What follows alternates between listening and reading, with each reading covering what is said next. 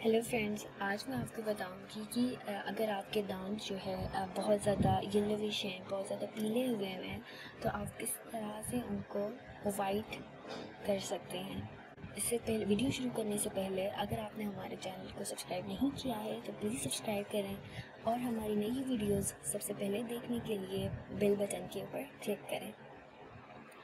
आज की जो रेमेडी है उसके लिए आपको 3 चीज़ें चाहिए होगी: टूथपेस्ट, लेमन और बेकिंग सोडा। ये तीनों चीज़ें आपके घर पे मौजूद होती हैं।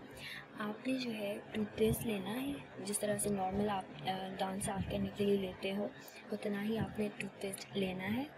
उसके अंदर आपने 2-3 ड्रॉप्स जो है लेमन जूस के डालने हैं।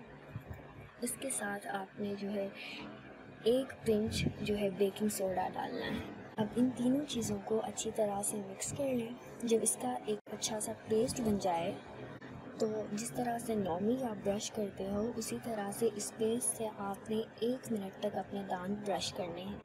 याद रखें, 1 मिनट से ज़्यादा आपने जो है ब्रश नहीं करना। और जो है यकीनन इससे जो है आपके दांत जो है साफ़ होना शुरू हो जाएंगे। और ये रेमेडी आपने हफ्ते में सिर्फ 1 बार ही यूज़ करना है, इससे ज़्यादा नहीं करना। आज के वीडियो में बस इतना ही। मिलते हैं अगले वीडियो में। तब तक के लिए अपना ख्याल रखें और हमारे चैनल को सब्सक्राइब करें।